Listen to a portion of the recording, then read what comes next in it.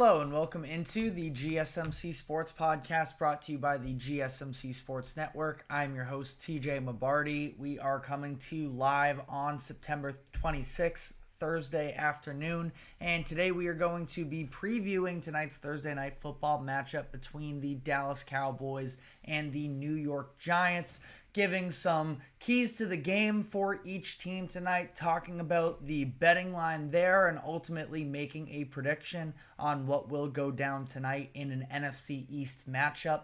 We are then going to be rolling into my top 10 teams heading into week 4, talking about who is atop the mountain of the power rankings, so you won't want to miss that. We are then going to be diving into some fantasy football breakdown for week 4. I will be giving out a list of my favorite plays for this upcoming weekend.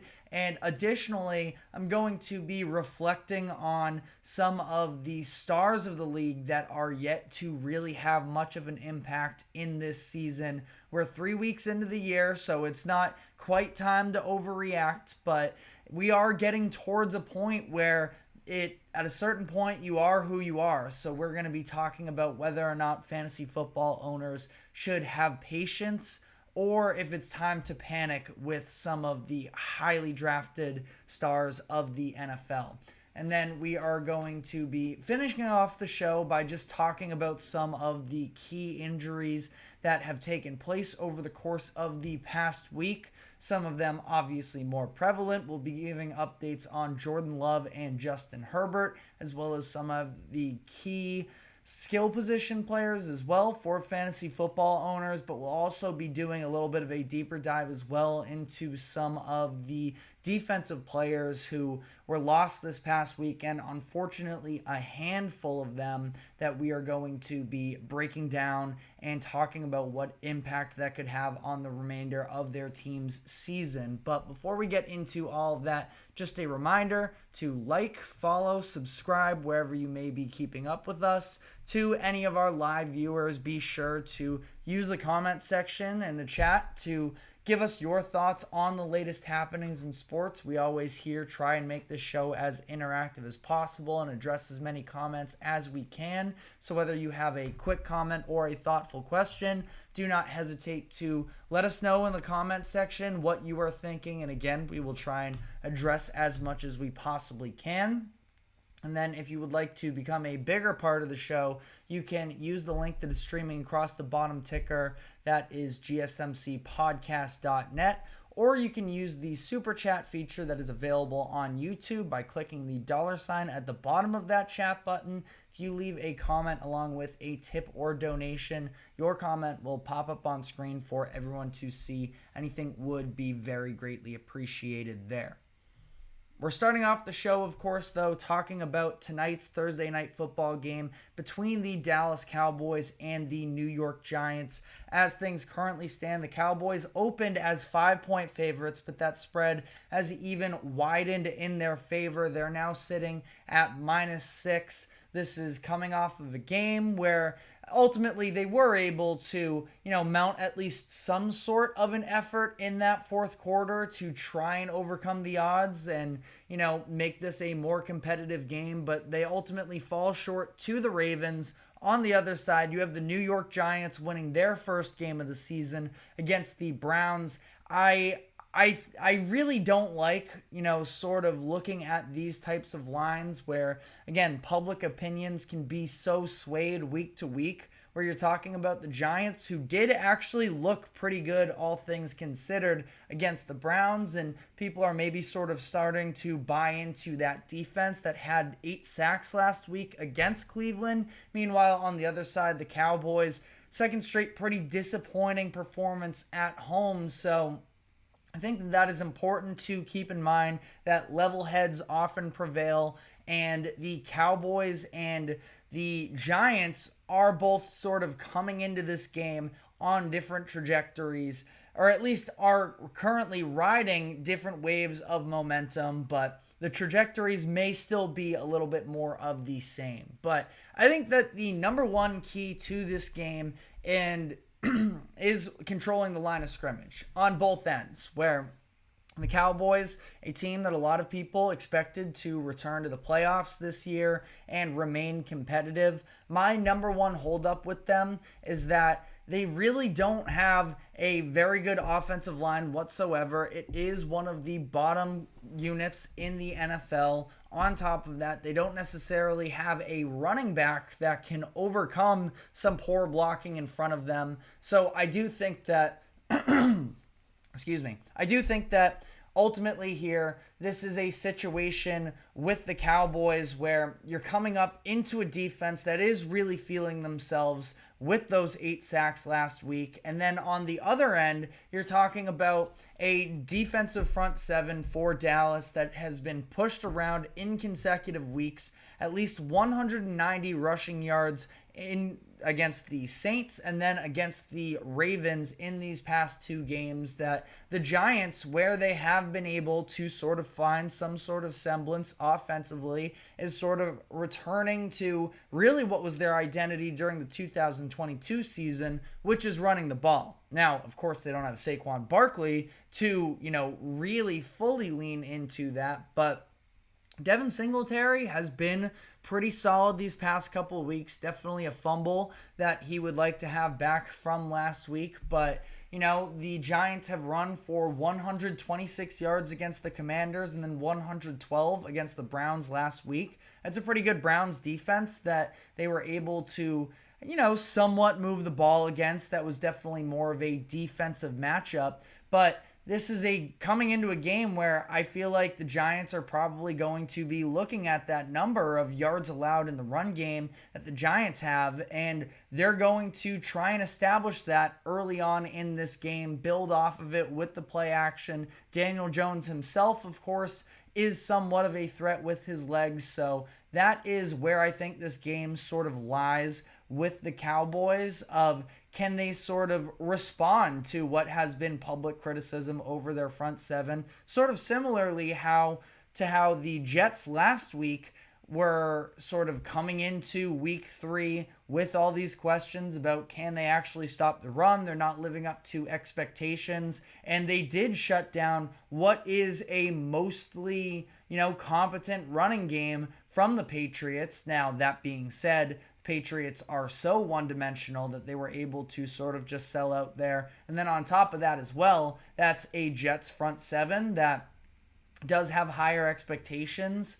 The Cowboys defense is a good group overall, but still when you look at their weaknesses, it is in the linebacking core. Now, the Giants don't exactly have a superstar running game to be able to lean on, so I think that this is going to be a more realistic matchup for the Cowboys, where if they end up getting pushed around in the trenches in this game, then that is a really bad sign moving forward, because there is a developing passing game with the Giants. Malik Neighbors starting to show himself as the star that he was drafted to be. But it's a Giants passing attack that really isn't all that threatening either. I think the Giants overall here and the offensive line for New York has been pretty good up to this point. That they are a, middling offense, and this is the type of statement where the Cowboys have to take advantage. Now, this game in MetLife, so, not necessarily going to have the crowd behind them, but even more so of a reason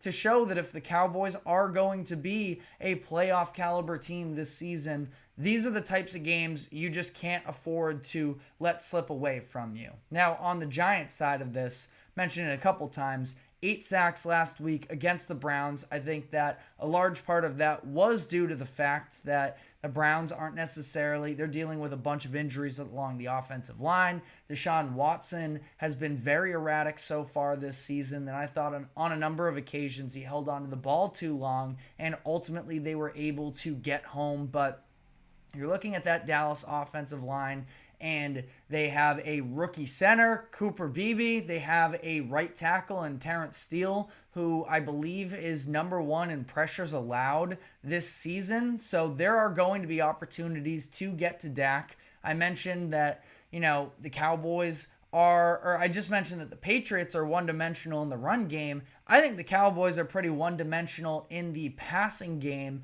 So this is an opportunity for them to sort of attack Dak Prescott, throw him off of his game, and see if anybody other than CeeDee Lamb is able to hurt them. There's been a lot of criticism as to how the Cowboys have used CeeDee Lamb up to this point after week 1, where it seemed like the Cowboys were, force feeding him to some degree. Hasn't been a ton of touches for him up to this point. I have to imagine that they sort of right that wrong, but I still don't think that there is a ton of talent outside of CeeDee Lamb. Jake Ferguson did return to play last week and ultimately was pretty good, primarily in that fourth quarter, I felt like. But this is a situation where I think that the Giants have an opportunity to be competitive, and if they end up pulling off this win, maybe they can start to build some real momentum moving forward here. But the odds are sort of against them at this point.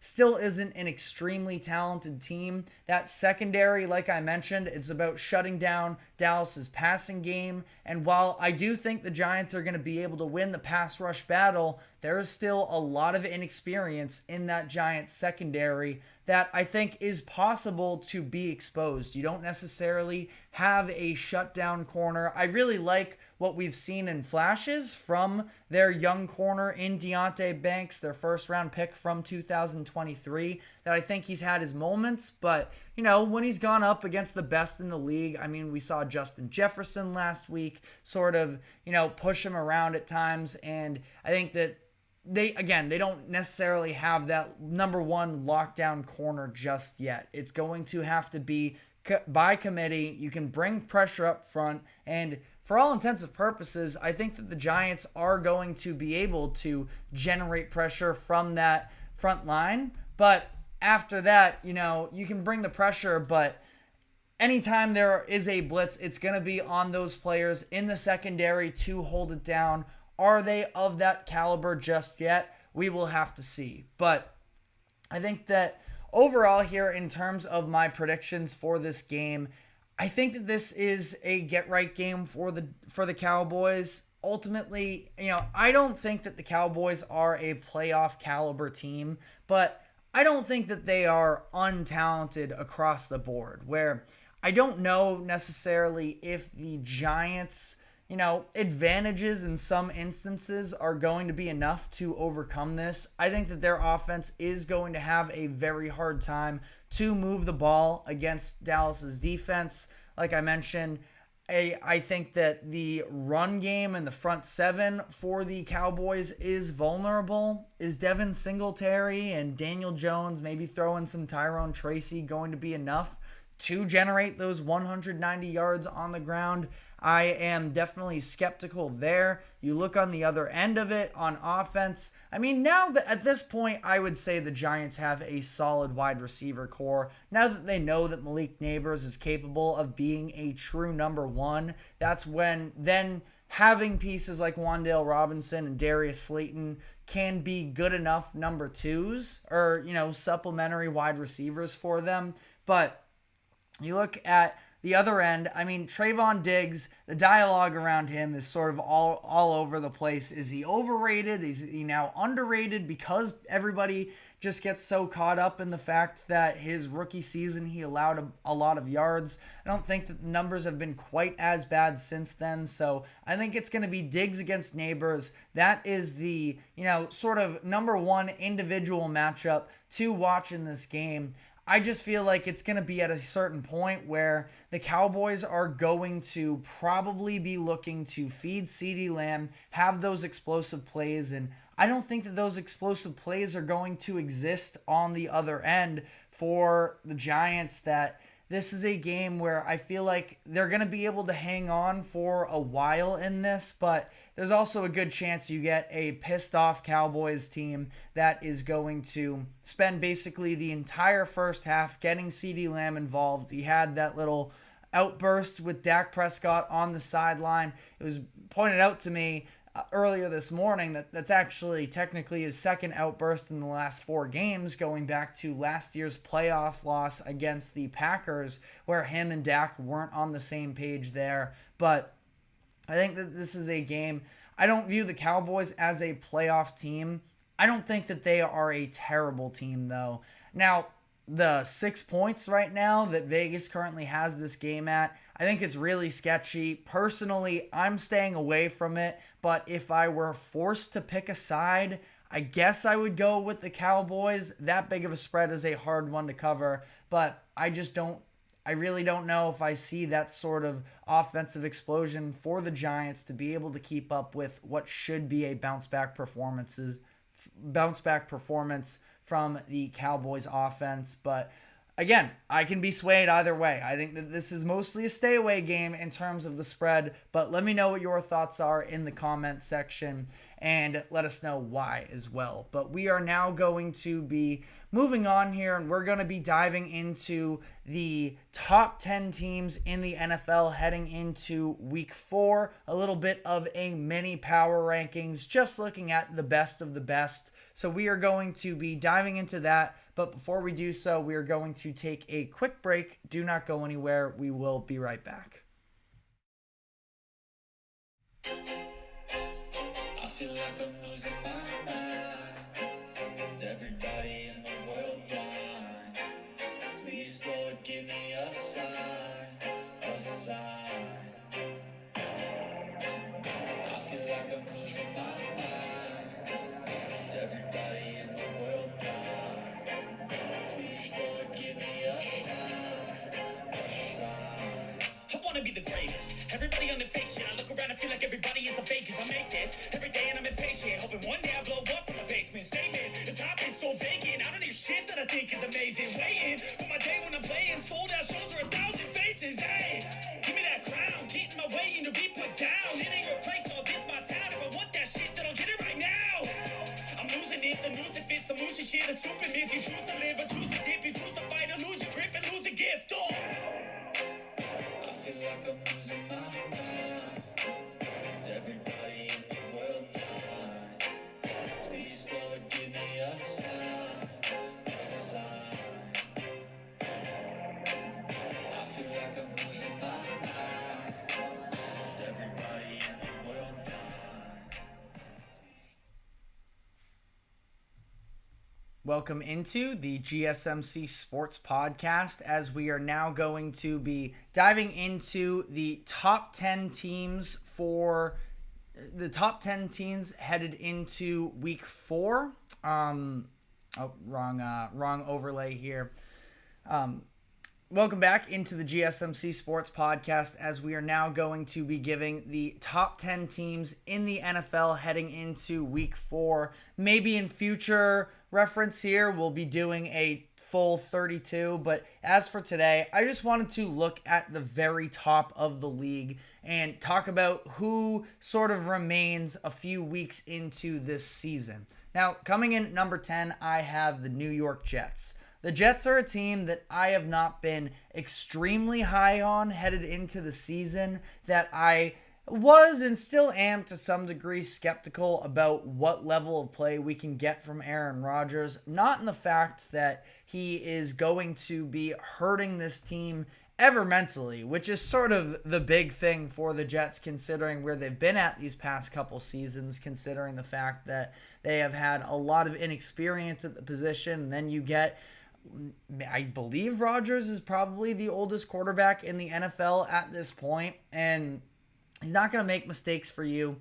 He is going to provide a certain level of play just with his mind alone that I think can be a steadying force in this Jets offense. And the biggest thing I saw from last week to this week was the increased level of mobility from Rodgers, that he was willing to break out and scramble on a couple occasions, even taking the ball himself upfield or just making throws on the run. That was something I was really worried about. He sort of looked like a statue to me in those first 2 games, but this is a very talented roster as a whole. If Aaron Rodgers is able to hold it down for them, I think that they are capable with that defense living up to expectations of beating just about anybody in the NFL. Number 9, I have the Green Bay Packers.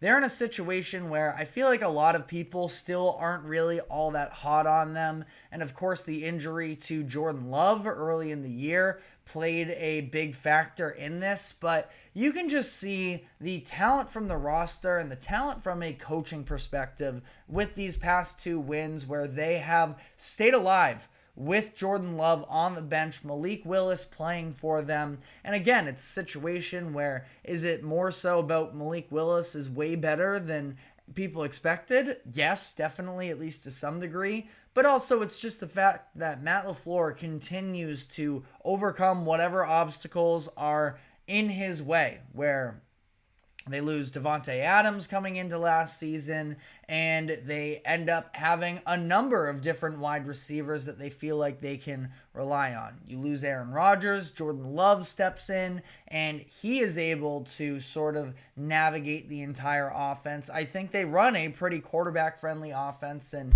Jordan Love is very talented as well, so he takes advantage of it. But now you remove him from the picture, and they still have all of these weapons. I love what I've seen from Josh Jacobs the past couple weeks as well. I do think that he's still in that top 10 running backs in the NFL list. And this is a situation where I think it sounds like Jordan Love is going to return to play this upcoming week. Especially if that is the case, I think the Packers are only going to continue to climb in these coming weeks with Jordan Love at the helm. I have them at number 9 currently.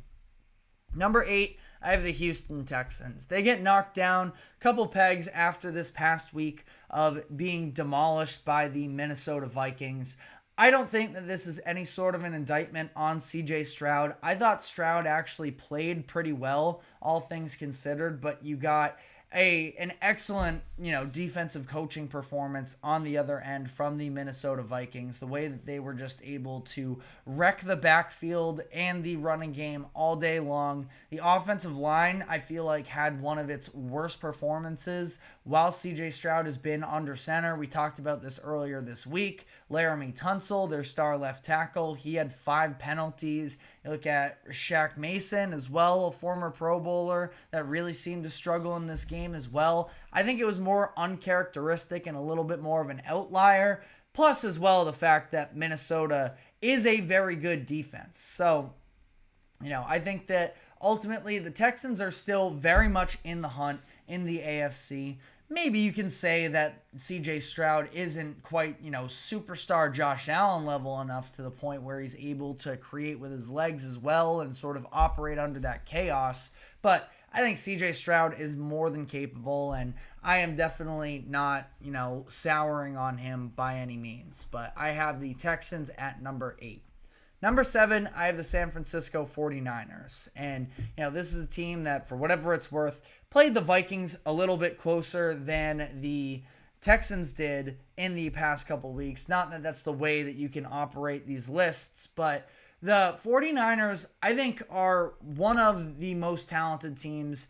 I would say that they are the second most talented team when they are fully healthy. Now, the issue is that they're very injured right now, and they aren't healthy. And Christian McCaffrey is currently in Germany seeking treatment. So, not a great sign there. You have a situation where George Kittle, it sounds like he is returning to practice. Not sure if he's going to be able to play. Deebo Samuel, I don't believe, is expected to play this upcoming weekend either. And I think they're very worn down currently from an injury perspective. But on the bright side, Brock Purdy showed that he doesn't necessarily need a bunch of star players around him to be a successful quarterback in the NFL. Now, yes, they lost obviously against the Rams, ended up blowing that lead, but I think that was a little bit more about the Rams and about specifically Matthew Stafford reminding people who they are. I don't have the Rams on this top 10 list, but if you're talking about top 10 quarterbacks in the NFL, I definitely think that's where Stafford sort of reinserts his name. They are way too injury decimated for me to be able to slide them into this area. But all that being said, I thought that Brock Purdy was pretty good. 22 of 30, 292 yards, 3 touchdowns. I'm just not. I understand right now they're a little bit weaker than they typically are. That's why I have them at 7 as opposed to in that top 5, top 3 range. But they are still very going to be a very competitive team moving forward here. And once they get fully healthy, I think they're only going to be better. Number 6, I have the Baltimore Ravens, another 1-2 team here. I feel like last week they sort of reestablished their identity, which is running the ball, where it was, we looked at the stats specifically earlier this week. It was something along the lines of 45 runs to 15 passes. I can double check that on the fly here, but I mean, I think that that's what this should be about for the Ravens, where they don't need to necessarily, 45 rush attempts to 15 pass attempts. And I think that is the recipe for success for this Ravens team is you bring in Derrick Henry. No, maybe he's not, the MVP candidate Derrick Henry that he was years ago, but he is still very capable of being a workhorse. He just does not seem to age necessarily. And I thought the other, very big sign for them was the fact that their offensive line, their starting 5, first time they all played every single snap for them offensively. Nate Wiggins, who had his ups and downs in this game, covering CeeDee Lamb, that'll happen to a young cornerback, but that their secondary looked better. I know there is some concern about can this team actually close games. I look at it as they had one possession that did not go their way in the fourth quarter where they go 3-0. That's a tough look for them, but an onside kick is recovered in that span as well. And when the Ravens had to, when their backs were against the wall, they were able to close out the game. And it was Lamar Jackson through the air, passing it to Zay Flowers for a huge third down conversion. Then he picked up another first down with his legs basically to end the game. So I think that the Ravens are back on track and they are still one of the best teams in the NFL. I have them at 6. Number 5, I have the Philadelphia Eagles.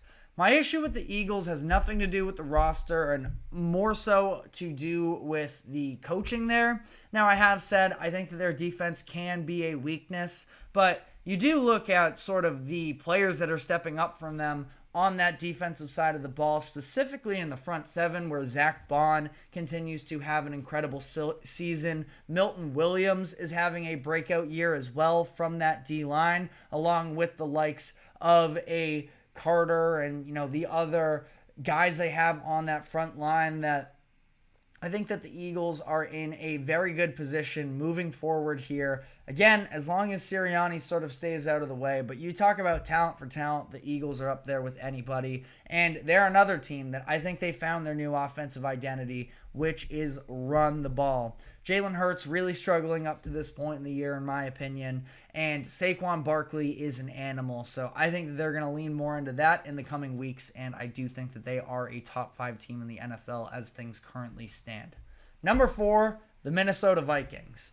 I understand it's a situation where I don't know if I consider the Vikings legitimate Super Bowl contenders, but they are playing as well as anybody else in the NFL right now. They have 2 legitimately good wins against San Francisco and against Houston this past weekend.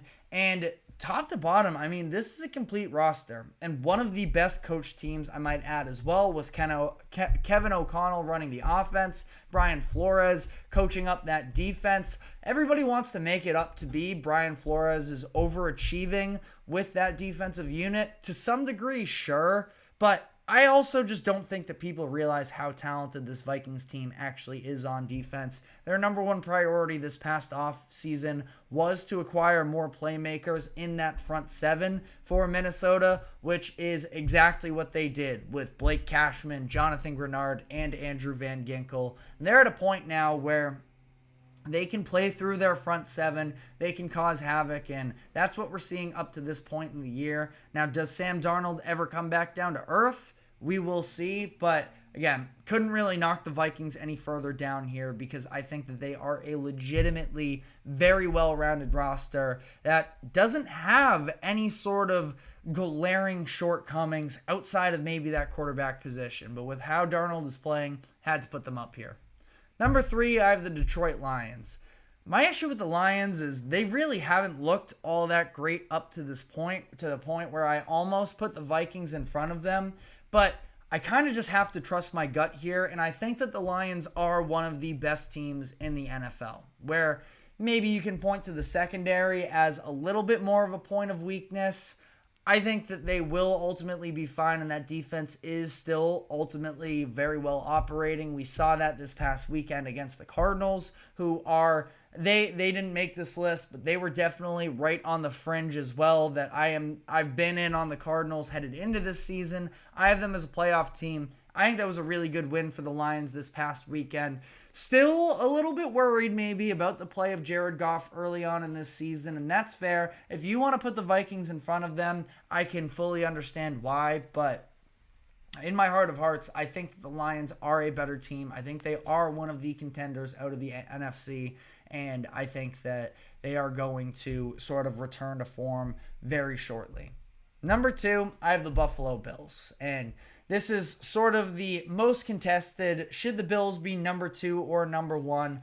They are playing like the best team in football right now. So if you want to have them as the number 1 team, again, I fully understand why, because they have been excellent up to this point.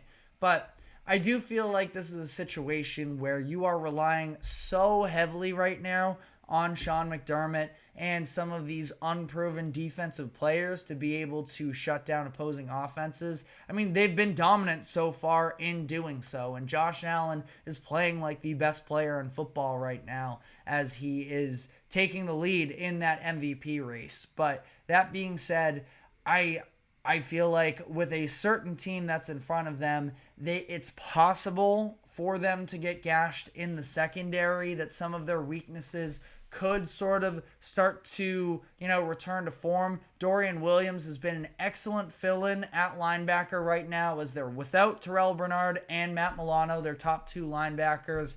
And I just think the weaknesses along the defense are enough to sort of knock them down just one spot here. Because number 1, I just can't go any other direction than the Kansas City Chiefs. And again, if you want to go with the Bills, I totally understand why. They are playing like the best team in football. Who do I think is the best team in football? It's still the Chiefs. They have 3 wins against 3 teams that are supposed to be prevalent playoff contenders. Now listen, I know the Bengals are 0-3 right now, so maybe it's their reputation that's carrying them. I still think the Bengals are a good team. Falcons, I don't think they're a great team. I think they're a tough team, and going on the road and pulling out that game is a good one, even if it was the Falcons throwing up on themselves a little bit. The Chiefs find a way to win. That's what they've always done. If you want to talk about refs or that they could be, 1-2, I hear you.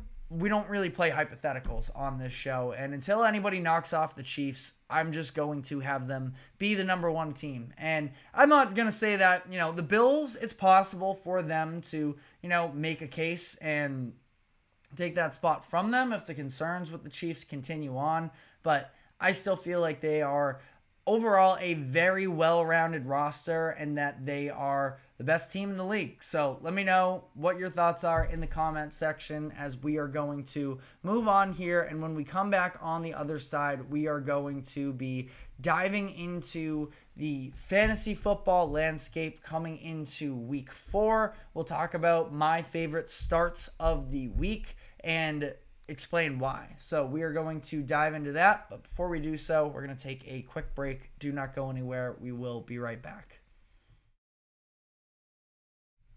Looking for your daily fix of sports talk without having to pay for it?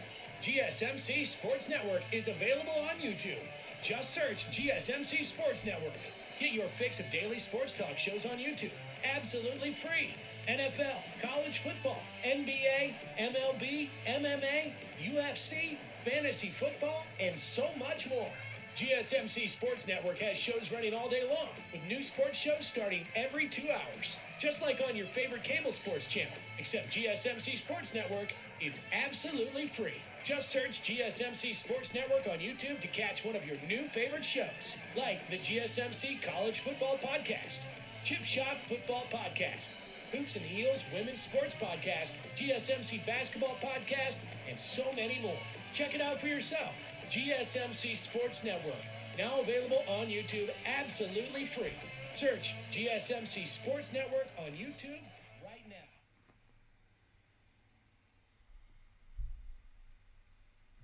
Welcome back into the GSMC Sports Podcast, as we're going to be diving into the fantasy football landscape headed into week 4. Off the gates here, we do have a question from George Play. Should I start Dallas defense or change it for Saints or Detroit defense? So you'll have to forgive me as I look up here. Giants, of course, or the Cowboys, of course, playing against the Giants tonight. Truthfully, I don't love the matchup there. The other options are the Saints against the Falcons and the Lions against the Seahawks. I feel like out of that group, I think I like the Saints most. The Saints have shown themselves to be a very good defense through the first couple weeks. Falcons, I think especially, have been sort of mediocre on the offensive side of the ball. They can be a good team, but this feels like NFC South matchup. It's going to be a grimy, grinded out game, and I think that it's going to be two, defenses sort of, playing very well. So I would go with the Saints there. I wouldn't lock yourself into Dallas tonight. I think that they are very susceptible to the run. Not that I expect a massive offensive outing from the Giants, but it is a game that I would probably just want to stay away from. But we're now going to be diving into my favorite starts of the weekend, talking about matchups. And first off, at the quarterback position, my favorite start is Kyler Murray against the Washington Commanders. Everybody is getting swept up in this Commanders mania because of Jaden Daniels, which is very fair. And I do think that he has a very bright future. It's also sort of masking up what was the other main takeaway from that weekend, in that the Commanders have been getting carved up throughout the season up to this point, and this is a very lackluster group. Kyler Murray, obviously, with the dual threat of him, and the fact that I think that this is going to be a situation where now he has a number of weapons around him on the perimeter, that Murray should be able to have a lot of success this past week. You're going up against the Commanders defense after, having a physical, grinded out game against the Lions. I think that the floodgates are going to open up a little bit, and that Kyler is due for a big game. And then sort of a sleeper / honorable mention here, I have Joe Burrow against the Panthers. This is a team where everybody's out on the Bengals right now, and 0-3. Their playoff hopes seem to be in shambles, which is fair, but this is a game where you're playing a Panthers defense that is very bad, and I still stand by that. They had a great game last week because of the offense carrying the workload, which almost, I think, makes things better for Joe Burrow and this Bengals offense this upcoming week, considering the fact that the Panthers probably won't just die right out of the gates, and I think the Bengals are actually going to have to play some semblance of offense to be able to compete here. But, I think that Burrow obviously is limited in terms of a fantasy football perspective with the lack of run game, but I do think that he is going to be in for a big game, and as long as the Panthers can keep things competitive, it's going to continue to have Joe Burrow throwing the ball, which is good for fantasy perspective. At running back, my favorite matchup is Breece Hall against the Denver Broncos. The Broncos front seven, I've mentioned this multiple times, has been the biggest surprise to me of the season so far. They are tied for 5th in sacks, and they've done an excellent job of continuing to bring pressure. I think they're going to try and do so this upcoming week as well against Aaron Rodgers and the Jets. And Breece Hall, I just feel like with the receiving upside that he has, I think Rodgers is going to understand the Broncos are going to try and bring the heat, that he's going to be dumping it down to Breece Hall consistently. And again, especially if you're in a PPR league, I think it's just too much to pass up on how many touches Breece Hall is going to get in this game. But honorable mention here, do have Aaron Jones going up against his former team in the Green Bay Packers. I feel like Kevin O'Connell, there's a certain fire behind that Vikings team right now. I think at least to some degree, the Vikings are going to try and, make Aaron Jones a real feature of this game. I'm expecting at least one sort of well-drawn-up screenplay for him to try and, punch the Packers in the mouth and do a little bit of a revenge game in his own right. So I like Aaron Jones as a, reliable running back 2 play as well, with the potential to go off. Wide receiver, Nico Collins against the Jacksonville Jaguars. The Jaguars defense is still riddled with injuries, especially in that secondary. They just found out that they additionally lost their number 1 linebacker in Foyesade Oluokun. And I think that this is a situation where the Texans are going to have to bounce back this week. We still don't know what the playing status is with Joe Mixon and Dameon Pierce. They were both did not participate in practice yesterday. Haven't seen anything on where they are at today, but a situation that I think the Texans are going to air the ball out. That secondary is extremely susceptible right now, and I think that Nico Collins is due for a big day. Some honorable mentions as well that I'll throw in there. Marvin Harrison Jr. for a lot of the same reasons that I just talked about Kyler Murray as well at the quarterback position, that I think that he's not exactly, a sleeper in this case, that he is trending towards being a consistent top 10 wide receiver play on a week-to-week basis, but especially against the Commanders this upcoming week, they just do not have anybody in that secondary that's going to be able to match up with him. Maybe Emmanuel Forbes, their second-round cornerback that they drafted in the first round last year, is going to play. It sounded like he was trending towards playing on Monday night, but was ultimately ruled out, which makes me think that he's probably pretty close to playing. I still don't think it's going to be enough to stop Marvin Harrison Jr. There is a clear, Kyler Murray, after saying that it's not really his job to get the ball to Marvin Harrison Jr., that it was this whole, situation last week. I think now, or 2 weeks ago now at this point, now that they know that Marvin Harrison Jr. is capable of doing anything on the football field, essentially, when the ball is in his hands, I think that he is going to continue to be a feature guy. And then I'm going to go with another rookie as well, this one more so on the sleeper side of Rome Odunze against the Los Angeles Rams. It's risky business sort of betting on that Bears offense at this point because it has been so dysfunctional. But some of the greatest Caleb Williams moments in last week's game was throwing to Rome Odunze, who ended up having a big game. If he wasn't already on rosters, he was a big part of, the traction from a waiver wire perspective, and I think that the Bears are going to look to get him more involved. Now, Keenan Allen sounds like he might be playing, which could hurt Rome's value, but I think Odunze is a pretty solid flex option for this week, but definitely monitor the Keenan Allen news as well because that could play a factor there. At tight end, I think that Dallas Goedert is my favorite option here, and it's mainly because of the fact that the Eagles are down basically all of their top pass catchers.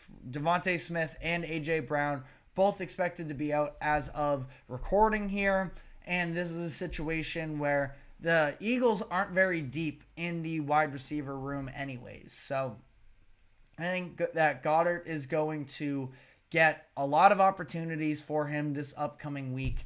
And I just feel like ultimately, the Buccaneers are probably going to sell out, at least to some degree, trying to stop that. But I think that Philadelphia's attack and really the weapon to try and slow down is Saquon Barkley, who would probably also be an excellent play in this. Sort of left him off this list because he is a little bit of a no-brainer anyways. But Saquon's going to be getting a ton of attention. I think that it's going to open up opportunities, especially in play action, for Dallas Goedert in this game, and that he should be one of the top tight end plays. And then a little bit of a sleeper there I would add is Mike Gesicki. Just talked about as well Joe Burrow and the Bengals offense facing off against that bad Carolina Panthers defense. As long as the Panthers can keep things competitive in this game, I do feel like the Bengals are going to try and, really refine that passing game that I thought looked really good last week. But even with that being considered, T. Higgins wasn't exactly, in the groove of the game. I think it was 3 catches in the game. So it's not like he was invisible necessarily. But I think that they still feel like they have a lot of steps to take forward in this game. And ultimately, this is a situation where I'm just betting against the Carolina Panthers. But then defense, special teams. We just talked at the beginning of this of George's question about whether Dallas against the Giants is the matchup to sort of capitalize on. I think really the bad offense that you should be targeting, if it's available to you, because it is a good defensive core here, is the San Francisco 49ers against the New England Patriots. The Patriots are one of the worst offenses in the league right now based off of their receiving core and their offensive line. I think that they are rearing in on a quarterback change to Drake May, where he can maybe make things more dynamic. But this isn't going to be the week against a good 49ers defense. So I think that this is a situation where I'm just taking a good defense against the worst offense in the league, betting against the Patriots, going with the 49ers. But if you have any other fantasy football questions, let us know in the comments section. We are now going to be moving on to a segment where we are going to be talking about whether or not fantasy football owners should be having patience or should be panicking as a result of what has happened through the first 3 weeks with some of the most prominent stars in the NFL. So we're going to be diving into that, but before we do so, we are going to take a quick break. Do not go anywhere. We will be right back.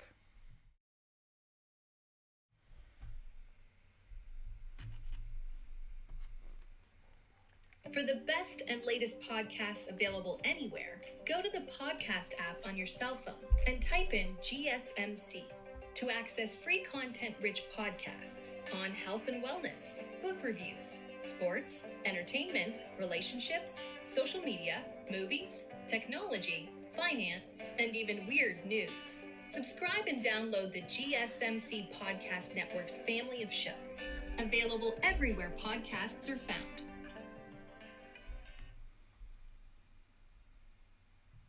Welcome back into the GSMC Sports Podcast, as we are now going to be doing a little bit of an exercise here where we're going to be talking about some of the top fantasy football stars that are off to some slow starts to the year. We're now through 3 weeks, so still very early in the year, but especially from a fantasy football perspective, this is where we start to get into the season where at some point, if you're just not producing, that's a little bit who you are. So this feels like we're getting towards a little bit of make or break time in the fantasy football world. So we're going to look at some of the players that were drafted within the first 5-ish rounds that have been a little bit quiet coming out of the gates and discussing whether or not I am anticipating them to eventually get things going. We're going to be starting off with CeeDee Lamb, a first-round pick in the majority of fantasy football leagues. And I think in this case, it is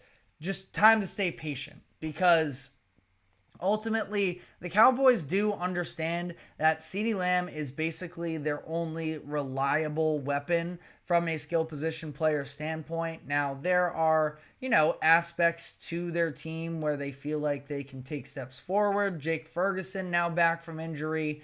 They loved, it seemed like at least, Rico Dowell in training camp. Now, I still have very little faith in that offensive line to actually build up a run game. And that's why I think that, especially after these past couple weeks where CD has been quieter, that they are going to start to force feed him a little bit more like they did in week 1, where it was the targets. It was even giving him some opportunities in the run game. That is very clearly a frustration with Lamb that he's not getting the ball enough. This is a Cowboys team that just in the offseason, basically their only moves were to pay Dak Prescott and CeeDee Lamb. They need to get that relationship back on track after the little bit of an outburst that Lamb had towards Dak Prescott in last week's game against the Ravens. So I would stay patient with him. I think that he is going to be just fine. Travis Kelce, on the other hand, I would be panicking about. Now, Kelce is somebody that I didn't really have faith in coming into the season in terms of a fantasy football perspective, and I don't know how much better it is going to get. Now, if you're telling me Travis Kelce, the player, is eventually going to be more of an impact, I'll hear you out on that, especially once the playoffs come around. I don't necessarily think. I think that he's going to be able to make the plays in the big moments like he has for a couple years now. If you remember back to last season, Kelce was off to, it wasn't even off to a slow start. It was after about a couple months around that Giants game that the Chiefs had where he started to fall off of a cliff and really wasn't all that impactful down the second half of the season. I think it's to some degree about, pacing himself out. But either way, too, I mean, there seems like there is a real sort of disconnect between him and Patrick Mahomes. Mahomes has really started dialing things up to Rashee Rice, who I think at this point just is going to be Mahomes' number one option throughout the course of a game. Now, again, if you're looking for a big play and a big moment, I think that Kelce's going to have his fingerprints on who the Chiefs are this upcoming season, but I don't think that he's going to be anywhere near that top 5 tight end category. Now, tight ends are having a down year, so it's not like Travis Kelce has dug himself into some sort of an extremely deep hole. I just also don't feel like this is going to be a situation where Kelce is going to be a consistent fantasy football star for you at this point. And I thought that he was very much overvalued coming into this year, and we're sort of seeing that pay off to some degree so far up to this season. But moving on here, our next stay patient is with Garrett Wilson. Wilson is in a situation with a new quarterback. Obviously, he and Rodgers had been together last season during training camp, but it's never actually, anything effective until you get to the regular season and you start to have actual extensive opportunities against the ones on the opposing team. And this past week, we saw Garrett Wilson score a touchdown against the Patriots. Overall, the receptions and the targets aren't necessarily there just yet. I think that we're still seeing them feel each other out a little bit more. I pointed to it during the Titans game, that third down conversion that Rodgers and Wilson linked up for that came in the fourth quarter in a big moment where Garrett Wilson was looking over one shoulder, Rodgers threw it. I think Wilson was looking to the outside, Rodgers threw it to the inside. Wilson made the adjustment, caught the pass, ended up being a huge play for the Jets in the moment. But I thought that it was just sort of a microcosm of an example how Wilson and Rodgers just aren't 100% on the same page, and yet they're still able to get results. And, Wilson is a talented enough wide receiver to be able to make that play. So I think the chemistry is still developing between he and Aaron Rodgers, and by the end, not just necessarily by the end, in the next few weeks, I think that they're going to be able to get on the right track. Rachaad White is a panic to me. White was one of the higher valued, at least to some degree, running backs in fantasy football coming into this year. His average draft position was around 32.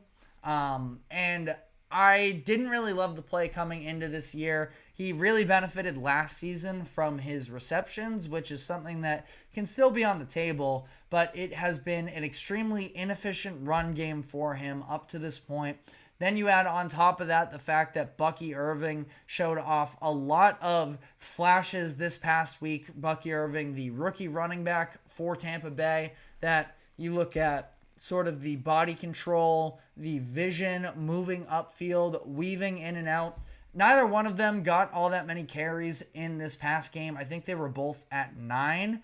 That was partially because the Buccaneers were sort of chasing the Broncos for a lot of this game, but I think that moving forward, that Bucky Irving is going to be the lead back in that backfield in terms of carries. White will still have a role to some degree in PPR leagues that he could maybe be a flex for you just based off of the receptions alone. But Rachaad White, again, not somebody that I was ever necessarily on coming into the season, and I do think is probably in for, a season of backing up a little bit more. Brandon Ayuk, another player that obviously is in a situation where, especially more so like Kelce, is under fire to some degree based off of the offseason that they had, Kelsey, people are so worried about what he does off the field with him and Taylor Swift and everything along those lines. I think that Ayuk is obviously a different situation because of the contract holdout, but because both of them were very loud in their own separate rights during the offseason, that a lot of people are sort of turning on them based off of how things have gone up to this point. But I do think that Ayuk is a situation where you just got to stay patient. I know that, his rookie season was a little bit quieter, but since late in the season of his rookie year till now, Ayuk has been a consistent go-to guy for this 49ers offense, and I have a really hard time imagining he's just gone all of a sudden and that he's not going to be able to, work his way back into it. It's disappointing for sure, the fact that he's actually one of the few pass catchers that's out there for the 49ers this past week against the Rams and wasn't able to do all that much. Caught just 5 of his 10 targets for 48 yards. That is nowhere near good enough, and I would be maybe a little bit more, as opposed to some of the other names we just talked about in CeeDee Lamb, and the other name we threw out there was Garrett Wilson. I'd be maybe a little bit more panicked about Ayuk, the fact that he hasn't taken advantage of having more opportunities. I do think that it'll be just fine. I have a hard time imagining that, again, he just sort of fell off the face of the earth in terms of being a legitimate wide receiver.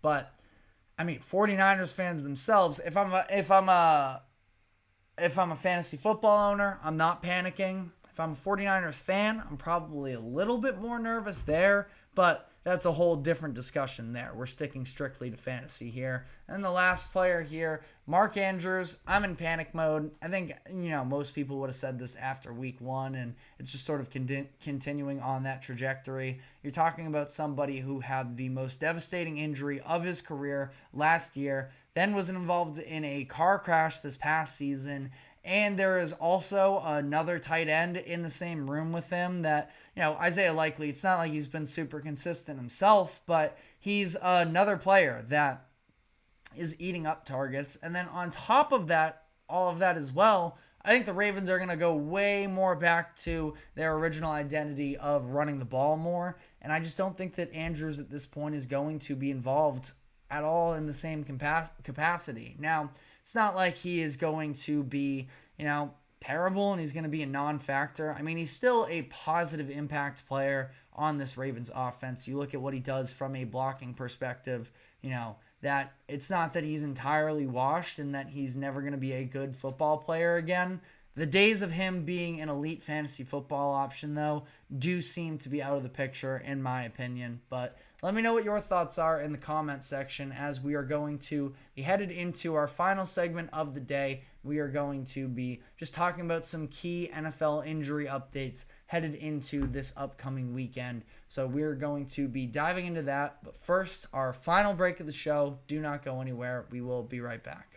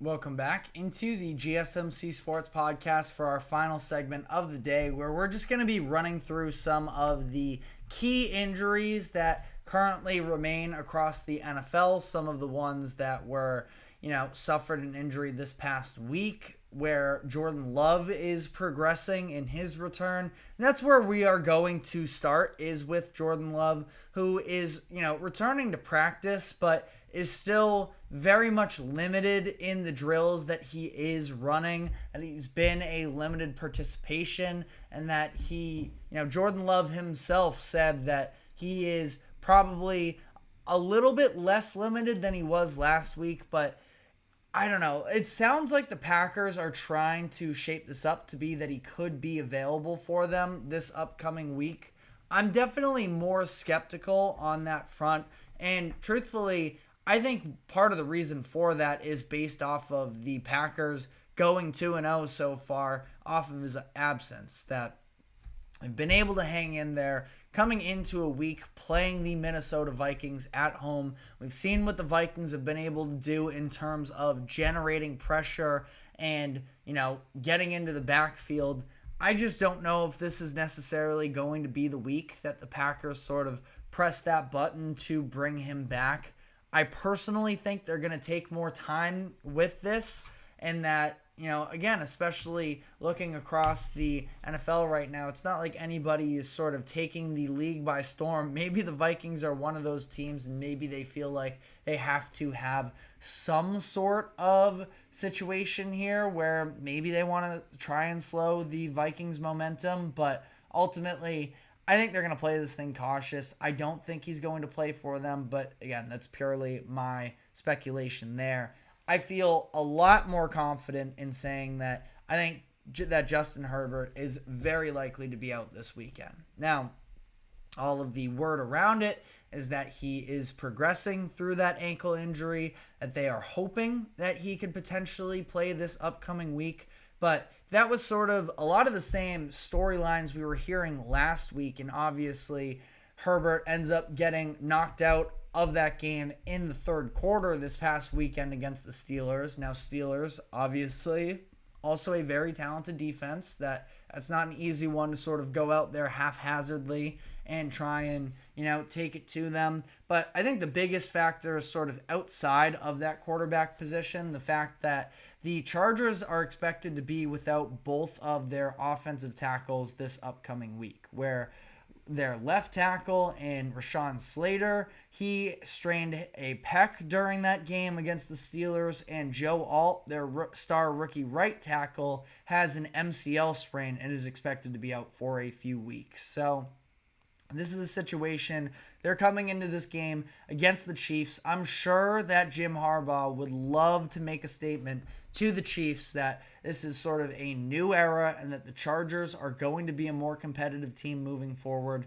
But again, I am just very skeptical on whether or not they're going to throw Justin Herbert, already gimpy himself to some degrees, and put him behind a couple of offensive tackles that are backups for them. So I would be, again, pretty confident in the idea that Herbert is going to be unable to play. Now, talking about some of the other, star wide receiver or star skill position players, I should say, in the NFL is Keenan Allen, who is at a point where he has been out for these past couple weeks. He is dealing with an injury in his own right. Now, he was able to return to practice just yesterday on Wednesday, a limited participant in that game. He hasn't been cleared yet for this upcoming weekend against the Rams, but it sounds like he is on track to return this week,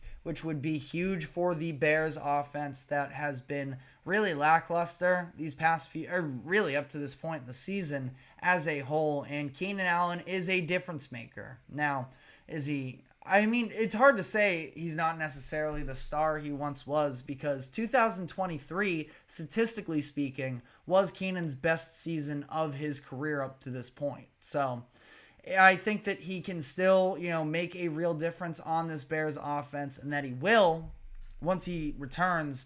But, I think that it also does stem a little bit deeper than the wide receiver position. They already have talent with DJ Moore and with Rome Odunze. Cole Kmet is a fine tight end as well. But, that offensive line is obviously more so the concern. But all of that being said, Caleb Williams would very much benefit from having Keenan Allen back, and it sounds like that is going to be the case. And then we have a couple other concussion news on Austin Eckler, who is out this week because of the concussion that he suffered about halfway through the game against Cincinnati this past weekend. Sounds like Trey McBride, the Cardinals tight end, is also in concussion protocol. Now, from what I've seen on the McBride front, I think it sounds like he might be available to play this upcoming weekend.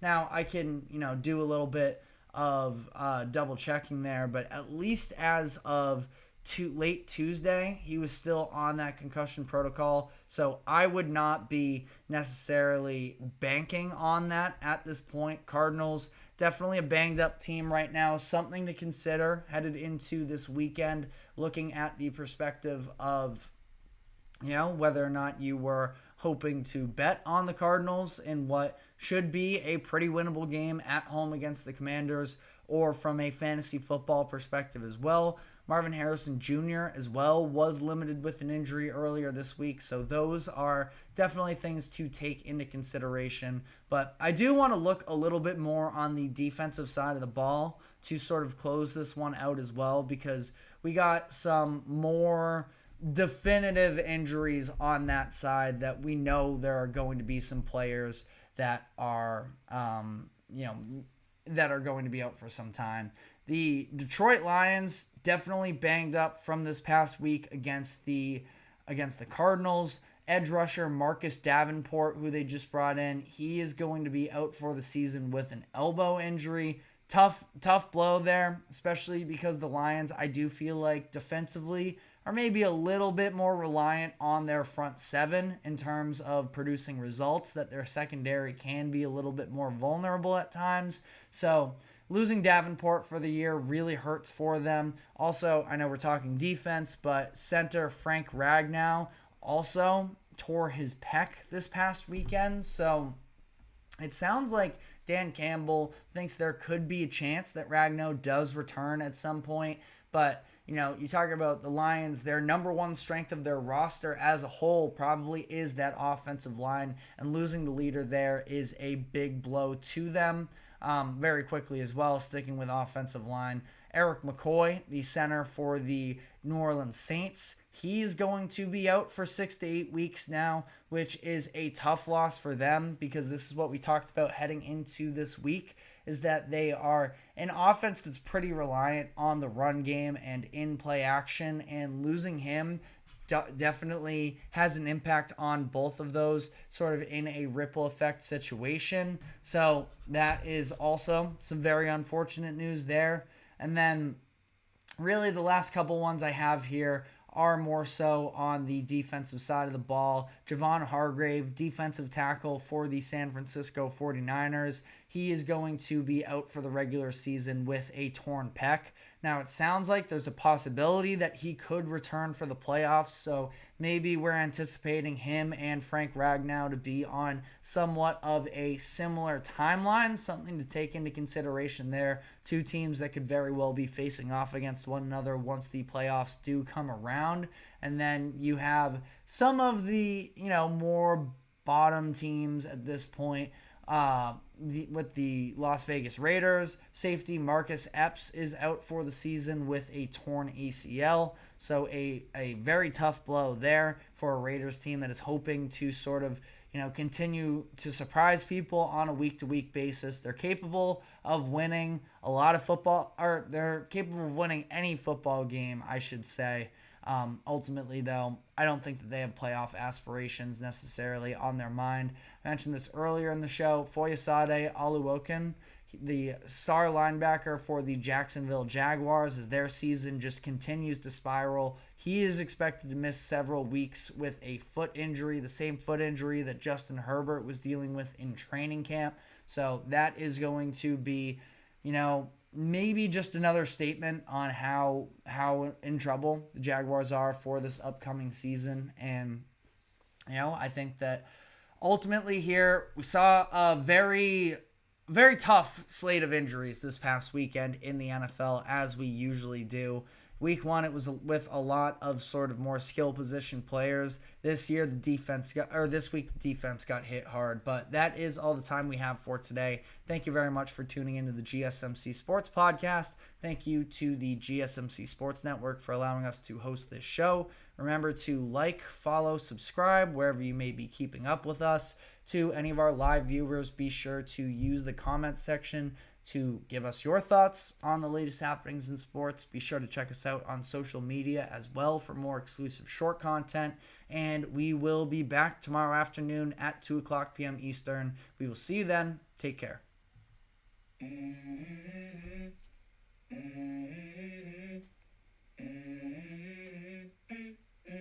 Let's go. I wake up to a little bit of drool on my pillow, feel like it's gonna be a bad day.